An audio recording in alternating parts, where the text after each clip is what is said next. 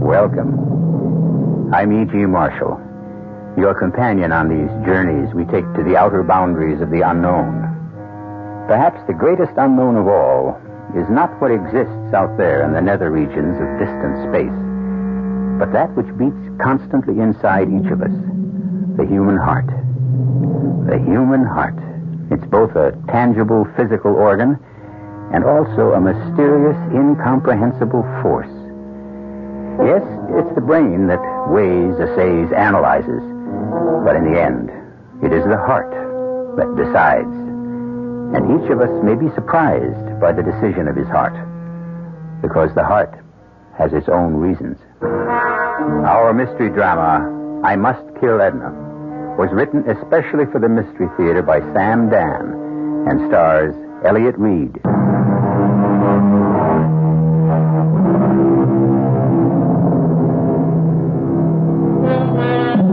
We are commanded by laws, both human and divine, to tell the truth. But what is truth? If sages, philosophers, and saints have disagreed, what hope is there for us ordinary, modest folk? The ancient Romans actually exempted certain areas of human behavior from the truth. For instance, you didn't have to tell the truth about love.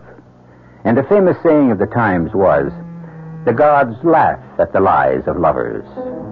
And talking about love, we now arrive at that delicate balance of falsehood and truth, from which is drawn all of love's nourishment and sustenance. And to a consideration of Chester Masefield, a lover par excellence. When Chester said to Edna Morrissey, "I love you, darling," he was telling the truth, as he saw it, and felt it, and wished it on that particular day. But let the story tell itself. You must listen to me, Edna. Darling. Yes, darling, my darling Edna. Chester. No, don't tell me to stop. Be sensible. Why? Why should I be sensible? Because... Why should I be sensible? Why be prejudiced against me? Who else in this mad world is sensible? Chester, please be serious. My darling Edna. Ah, you live in a universe filled with fools and madmen. Oh, Chester. No, you must permit me my say. But a marriage between you and me, it's impossible. Why? We've been through it. Why? I'm older. This match was arranged in heaven. I need an older woman. You need a younger man. I don't need a man who will... How do you know? You never had one. I had to say that, Edna. Why? It isn't true. I've been married. To whom? To a dried-up, decrepit, doddering Chester. He was a soul of goodness. The spirit of generosity. I'll give him all that. But he wasn't much good for a woman. Certain things are more important than the fleeting physical attraction. Darling Edna, you can say what you like, and you can like what you say, but it's a life. We human beings were made for one thing and one thing only, and that's love. Oh. Everything else merely fills the rest of the time. Oh, Chester, can't you ever be serious? I'm always serious. I'm tending to the serious business of life, which is love. You're the frivolous one, frittering away your time with all sorts of ridiculous projects. Oh. I believe you call them good works. Surely even you must be aware that there are people who are starving. Ah, but I'm wise to you, darling. I know why you engage in these frenetic philanthropies. Do you? You're only trying to whitewash your father. My father was kind and good. To you alone in all the world, but he sweated and swindled and stole his fortune from the poor, from the helpless, from the ignorant. That's a vicious... Now, careful, don't say lie. But that was a long time ago, and nobody cares. No one remembers. You don't have to give it back. Oh, Chester, what am I going to do with you? Marry me. But it simply doesn't make sense. Darling, please stop objecting so much. Come here. Oh, Chester. You see, my darling, nothing could ever be more important than this. Do you agree? I'm not sure. Let's try it again.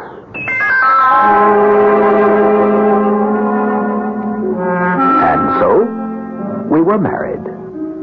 Edna, of course, was deliriously happy, and I was happy too.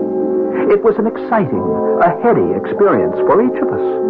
For Edna, it was an introduction to love. For me, it was an introduction to wealth. There are, after all, very few men in our society whose wives are millionaires. And I had joined this extremely select group. And I tell you, there's nothing like it. However, there was the matter of some of her charities. But if we could have everything we want here on earth, there'd be no point in going to heaven after we die, would there? And this, my darling, is our newest building here on Animal Farm. I see. It's a serpentarium. A what? A serpentarium. A house of snakes. How fascinating. Yes. Poor, maligned, and misunderstood creatures. Come. Would you like to see them? Well, Oh, they're all secure behind glass. in that case... These are called pit vipers. That's because they have that indentation between the eye and the nose. Fascinating. These are all rattlesnakes and copperheads. Charming creatures. They are lovely, graceful, elegant. And yet mankind will soon exterminate them completely. Now, darling, is that bad? Oh, my dear, you're such a barbarian. I love them. They're beautiful, cool, and pleasant to the touch. My dear, you don't touch them. I've been told that they won't harm you Yes? if there is neither hate nor fear in your heart. Is it all right if I never touch them? Oh, Chester, darling. I know you're laughing at me. I'm doing no such thing. I believe everything you're telling me. You lie so beautifully. You think I'm a nut. And all these activities of mine... Oh, I approve of them completely. They bore you stiff. No. As a matter of fact... I didn't marry you in the hope of changing you. Why don't you drive to town today? Have lunch at your club. Do something you like. And you'll come back refreshed. Are you sure you can spare me? No. But I'll get through the day. Somehow. Chester Macefield. Why, it's Fred. I thought you'd given up the club for good. I've been in the country these past few months. Join me for lunch? Of course. I understand congratulations are in order. Thank you. Here, she's a lovely woman. Thank you again.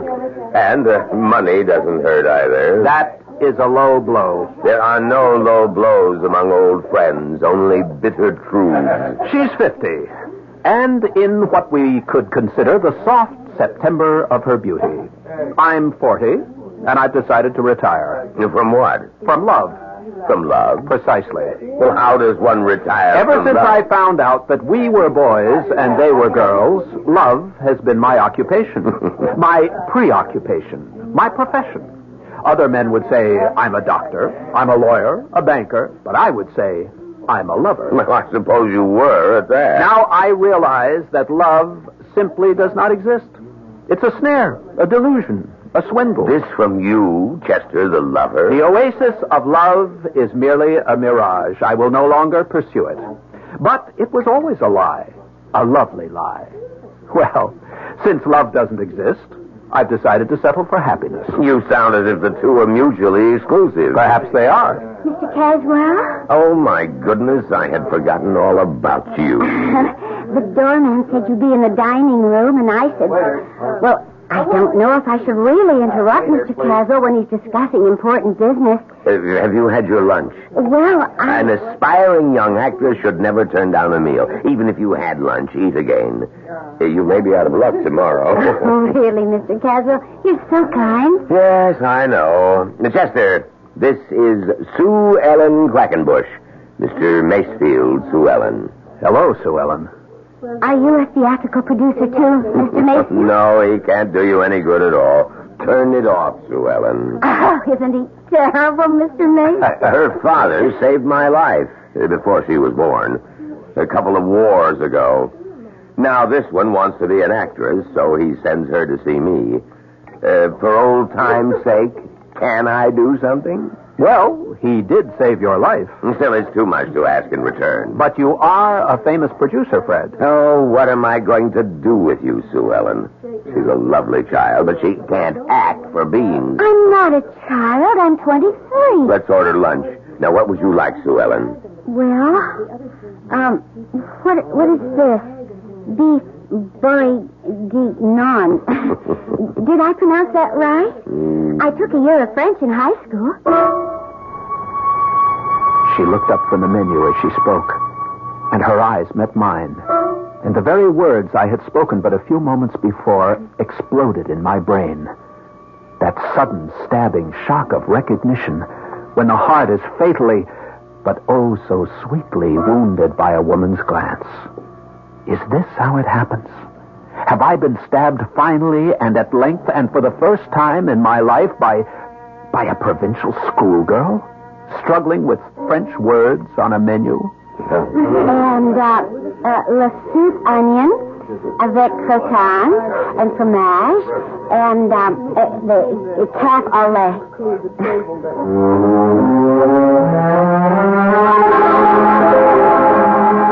Well, I must say, this is an elegant apartment. I mean, it's like the movies. Is it yours? Oh, yes. That car and this place? Oh, you must be a very wealthy person, Mr. Macefield. Chester. Chester? We have some folks in Talbot Corners who are well off, you know, but no one who's actually wealthy. May I fix you a drink?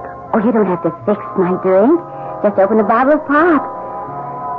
Well, here we are. Yes, here we are. And isn't it just like a book? A simple girl from the country in this luxurious millionaire's apartment.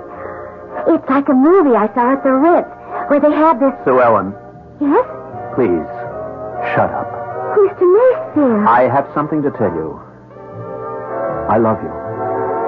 Mr. Macefield. Chester, Chester? I fell in love with you. The only way people can really fall in love. At first sight. Suellen, please, now say something. Why? I don't know what to say. Look at me. They'd never believe it back home. Suellen at a loss for words. But this is... Well, it's... I know. It's crazy. I'm twice your age. It's just... Don't say it's impossible. Oh, no, It's just... what? I just don't know what it is. Because, well, you see, I also fell in love with you.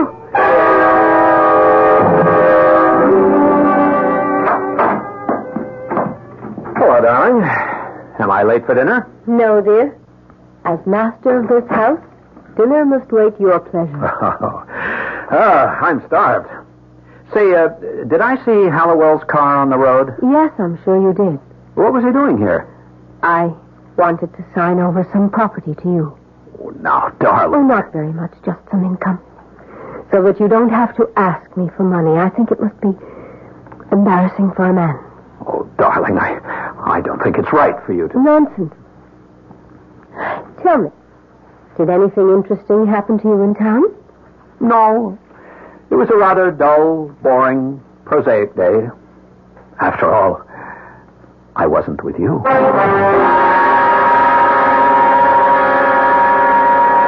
True, this may sound like the worst kind of male chauvinism, but could a man ask for a better deal?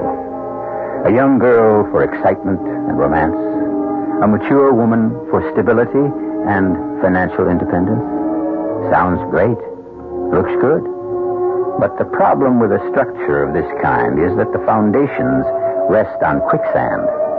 Something will have to give.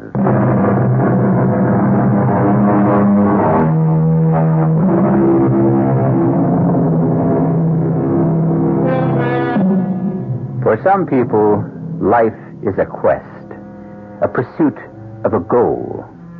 There are those dedicated souls who search for the great truths of science, of medicine. Noble spirits who strive to make the world better for their having been here. For years, Chester Macefield has also been a seeker. But his aim has been far more modest. He has been looking for love. For someone he could adore with his heart and soul. Well, aren't we all? And Chester finally found her. And as you can imagine, Chester is deliriously happy. However, there are lucid moments when Chester is reminded of the fact that he is a married man. But you could get tickets, Chester, honey. Suellen, that isn't the point. Oh, it's such a good show and all, and the acting is, well, it's just marvelous. And if I don't get to see good acting, how am I ever going to learn how to be an actor? Suellen, I can't take you to the theater. Well, for heaven's sakes, why not? I just couldn't afford to take the risk. I know what. Take me to Loricchio's for supper. Oh, I'll do better than that. I'll have Loricchio's send supper here. What? A specially catered supper. Oh, but that isn't the same thing. You don't go to Loricchio's just to eat. You go there to be seen and talked about and photographed by the media. And that's exactly why I can't take you. But I have to be seen. I want to get my name in the papers. I need publicity. That's how I can get an acting job. Darling, Well, I mean, you know, it just gets to be a drag sitting around here all the time. I love you, Suellen. Please, believe I love you. Well, I'd maybe believe it If what? if you divorced her, married me. I want to do that, Suellen. You don't know how much I want to do that. Well, what's stopping you? If I left Edna, I wouldn't have a nickel. Oh, it's her money. Yes. Well, what are you going to do, Chester, honey? I don't know. But I know this. I simply can't do without you. I know, Chester, honey. I know. You'll think of something.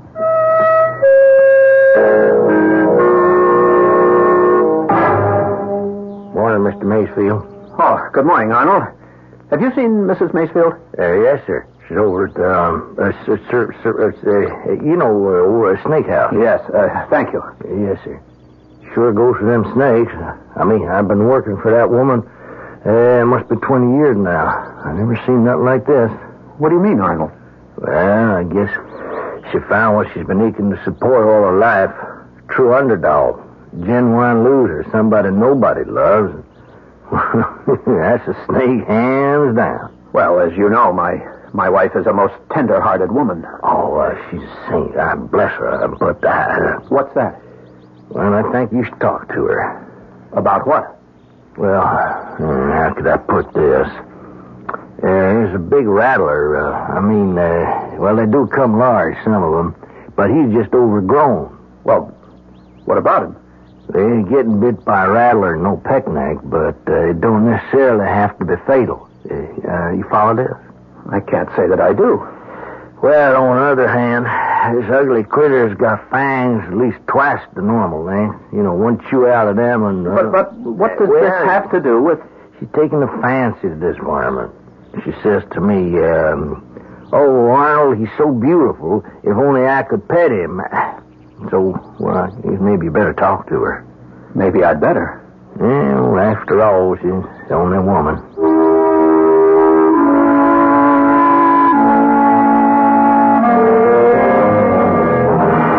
Edna, darling. Chester. Oh, I didn't hear you come in. What are you doing here? Arnold tells me you spend almost all your time in this place. I simply can't take my eyes away from Nijinsky. Nijinsky? I've named him Nijinsky after that famous, I should say immortal dancer. I know. The one who went mad. Yes.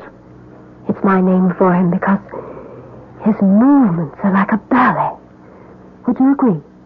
Oh, yes. I've made Nijinsky the star of the Serpentarium. He has this huge cage, all to himself. I notice you're dressed for town. Are you going to the city today? Yes, dear. Oh, that'll be the third time this week. Well, Oh, no, I'm sorry. I shouldn't have said that. It sounded as if I were counting. some people at the club want my advice on a venture. I have no right to tell you to stay at my side all day. You should have a rich, productive life of your own. Oh, darling, I owe these men a favor. No, you just go ahead. Is it a promising venture? Oh, well, it could be. If you need any money, let me know. Oh, darling, you shouldn't be so good to me. Why not? I love you.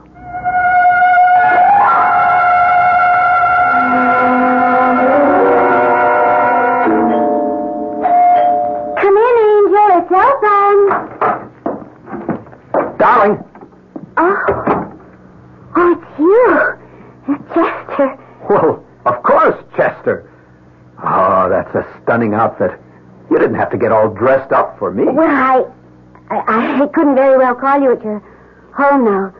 Could I? I mean, what could I have said? Why would you call me? Well, to tell you that I couldn't see you tonight. What do you mean you couldn't see me? Hey, baby, it's the man himself. Oh. Perry Wilson, I would like you to meet Mr. Chester Mayfield. Oh, how do you do, sir? How do you do? Perry Wilson is the son of Angus Wilson, who's my dad's dearest, closest friend back home in Talbot Corners. Well, Perry and his mother and dad are here in town, and they want me to have dinner with them at the hotel. Sort of like old times at home. Isn't that right, Perry? Oh, yeah, dinner, and, afterwards we're going to play bridge. That's right. But you can't be my partner, Perry. You always get so mad when I forget which is Trump. It's really only a game, and you make such an issue about it. I don't know where you get that flightiness from, Suellen. You know, your folks are such serious people. Shall we be going? Mother and Dad, they like to be prompt. Yes, I know. Well, Perry, would you call your mother and Dad and say we're on the way? Oh, yeah, sure, of course. It's good thinking. Suellen. I couldn't help this, Chester, honey. I must see you tonight. I'll wait for you here. Oh, but, honey, I don't know Please, darling. Oh, sweetie, it's going to be late. And I'm going to be tired and upset. Because the Wilsons always give me a pain. Especially Perry. He's so conceited. But, darling, We can be together tomorrow night. Tomorrow? Why, that's only just a few hours away. Suellen, I love you. And I love you too, Chester. Well, if it isn't Dante, then how's Beatrice? Cut it out. Mind if I sit here? You're a member of the club. What are you doing dining alone? What's that smirk on your face? Oh, I don't know. These May and December romances always inspire smirks, leers, winks. What are you talking about? Miss Suellen Quackenbush. I understand you see quite a bit of her. I'm interested in her career. A fatherly interest, no doubt. She's a talented young lady. Yes, and her talent seems to be in getting men interested in furthering her career. Chester, you're talking to me. See here, Fred, I resent... Now, drop it. I thought we were friends. But if you want to fill the time with trivia, let's talk about the weather. Fred. Chester, I remember what it's like to be 40. The age of anxiety. But it passes. I don't know what I'm going to do about her. She's a tough little cookie. Now, see here. Okay, let's talk trivia. Chester, people are beginning to talk. I'm not interested in other people's hypocritical notions of morality. I don't care if they disapprove. Oh, they won't disapprove. What they will do is worse. They'll laugh. You're starting to become a ludicrous figure. I know. Now, you can't afford that, not you, Chester. Thanks, Fred. Thanks. That's what friends are for, no?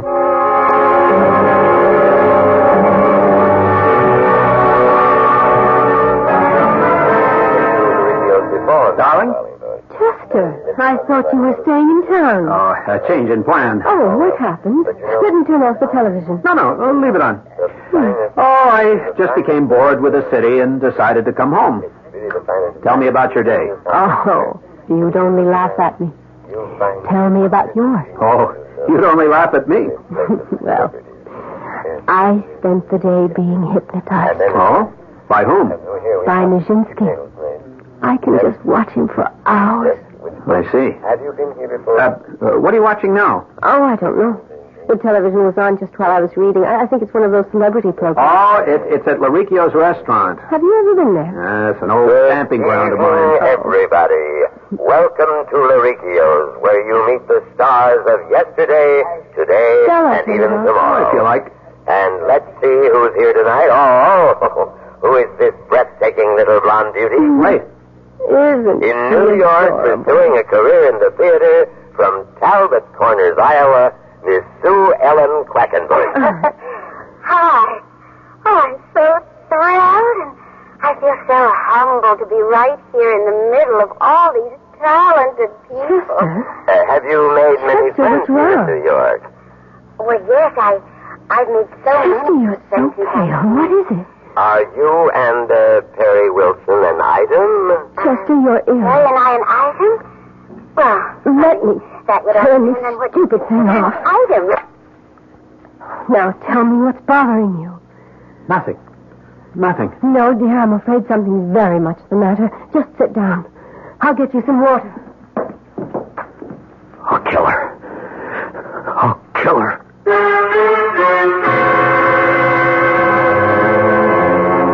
They say there's no fool like an old fool. But still, Chester Macefield isn't that old. So how could he be that foolish? The answer probably lies in the fact that a fool in love is ageless, and therefore hopeless.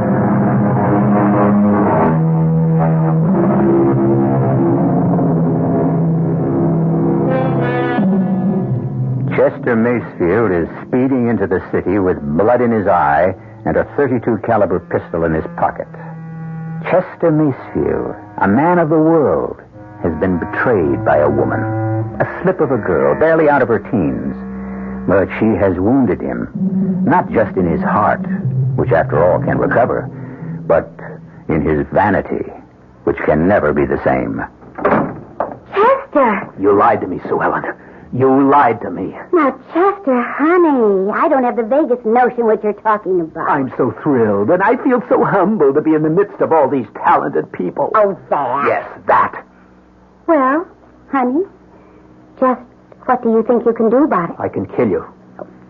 Chester, put that gun away.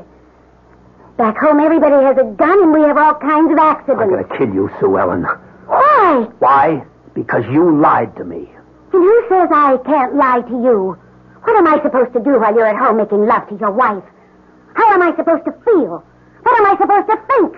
You want everything your way. Suellen, I love you. Oh, fine, I love you too. But maybe love isn't enough. What do you want? You take that tone out of your voice. Don't you make it sound as if I want something unreasonable. I want what I have a right to want. A man I can be seen with. A man I can be with all the time. I don't want a man who's ashamed of me. But I'm not ashamed. Then take me places. But you know I have a wife. Then choose between us. Suellen. It's your problem. Wait for me. Why? What is going to happen? I don't know. I'll think of something. Please. Well, all right. All right. But I don't want to wait forever. I had the gun in my pocket. I'd rushed out of my house filled with an insane rage to kill.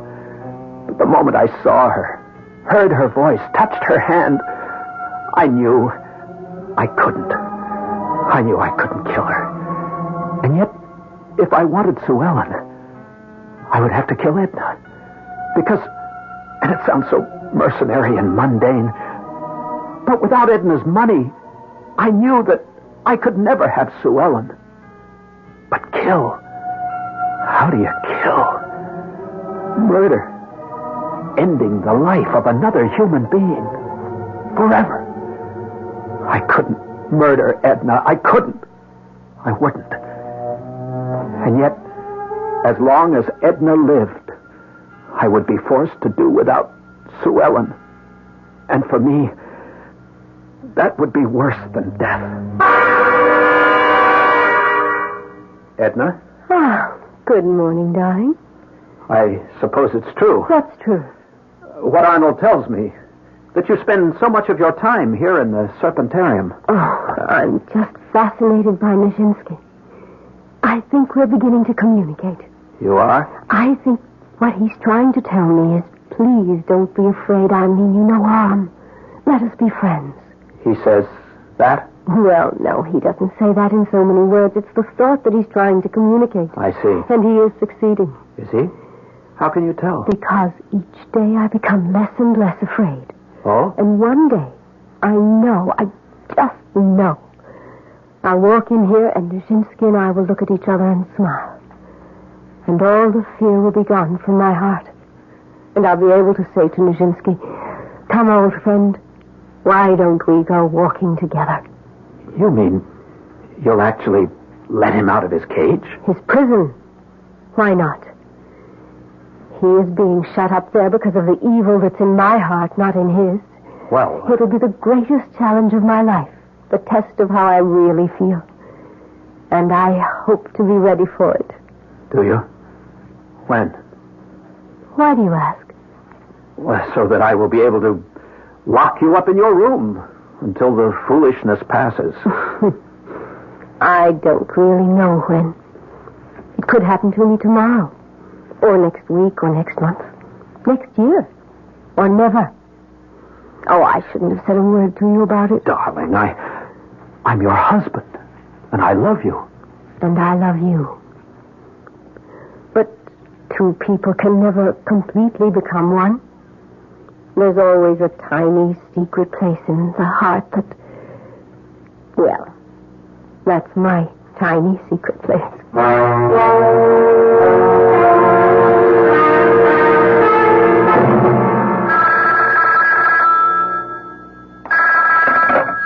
Hello? Suellen, darling.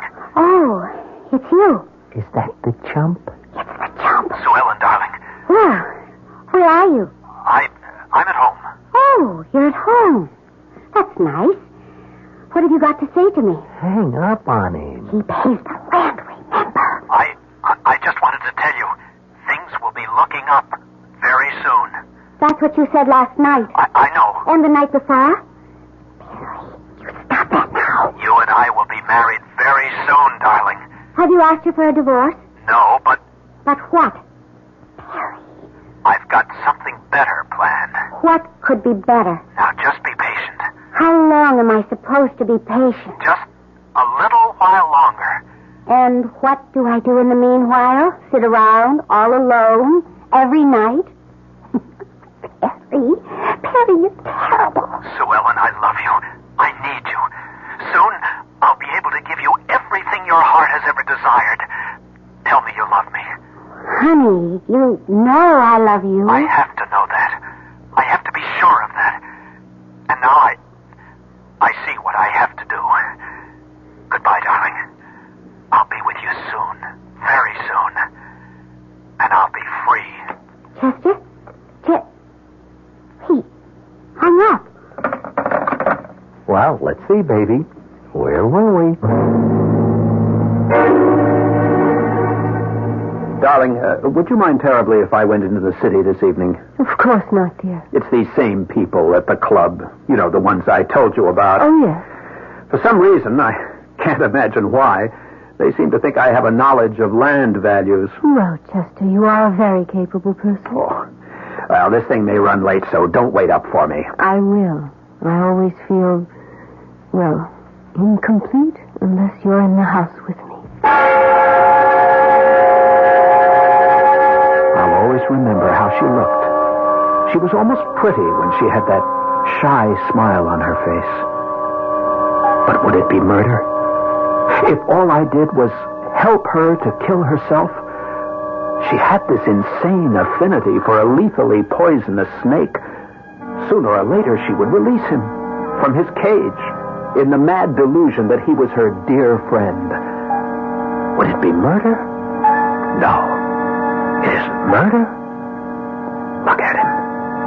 This enormous monster coiled in his cage, sleeping. No one had seen me enter this house of crawling, murderous creatures. Here on the side is the latch. All I need do is turn it to to open and just slide the glass a few inches to the side. And when he wakes up... Oh, no. Don't wake up just yet. Give me my chance to get out of here. That's it. Sleep soundly. And when morning comes, you'll notice the opening, and you'll slither out. And when she walks in here, you'll greet her the way a poisonous snake usually greets people. Good night, Nijinsky. And good hunting. Honey? Mm-hmm. Maybe I better leave? Why, sugar? Well, maybe, the chump. Oh, the chump never shows up unless he calls first. And you know something? I'm getting sick and tired of Mr. Chester Macefield. Hold on, darling. Let's not be hasty. You don't look a gift horse in the mouth. Yes, well... This horse is kind of old and lame. Hey, what's that? Does he have a key? Oh, my goodness. It's Chester. Suellen, I have wonderful news. Suellen, what is... Now, Chester, darling, let me explain. Lane, what? Look, why don't I just get out of here and leave you two to... Stay where you are. I don't see how you can stop me. I said stay where you are. Well, now, listen, please. Please be careful with... Stay where you are and shut Now, up. Chester, Angel, you don't need that gun. I can explain. Shut up. Why did you come here with a gun? Why? What made me bring the gun? I must have known, deep down, inside, that I would have to use it. Please, Chester, don't talk that way. I'm going to kill you. No, please. And him also. Now, look, mister, please, what did we ever do to you? And what did you do to me? All we were doing was having fun. Would you gonna kill us for that? Chester, you're an old man. You just weren't enough. No! Don't kill us. Look, mister, I don't want to die. You'll never laugh at me again. Never. Edna. I have to save Edna.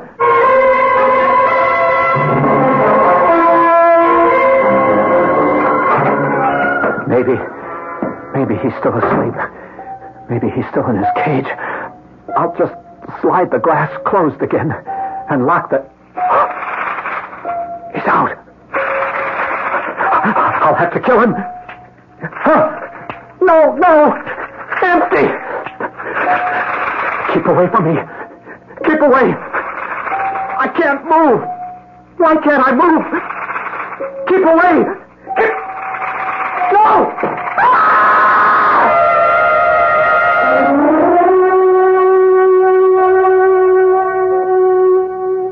I'm sorry, Miss Macefield. Thank you, Arnold. I don't understand. What are you doing inside here? Latch, the cage was open. Yes. Why did you let Nijinsky out? It's my fault. Your fault? Well, why'd you say that? I must have given him the idea. Maybe he wanted to show me that he would do it first. Uh-huh. He was becoming interested in animals. Toward the end, he had become a much more gentle person. But Nijinsky shouldn't have been able to kill him. How could he miss with those lethal fangs? Miss Macefield, I got to make a confession. When I heard you talk one day, pet Nijinsky, you scared me so much that, I had the vet sneak in here and remove his poison sacs. Well, then, why did Mr. Macefield die? Well, I guess that's something we'll never know.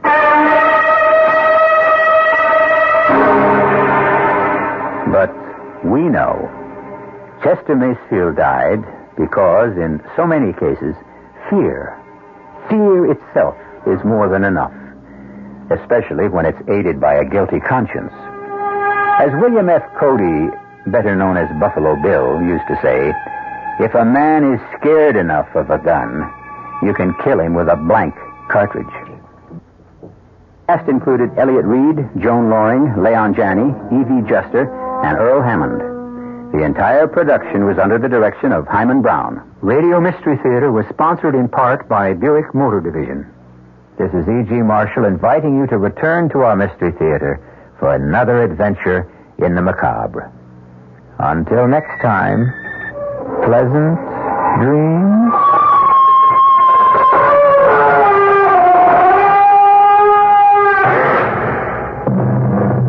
Preceding program was furnished by the Columbia Broadcasting System. This is WOR New York and RKO General Station.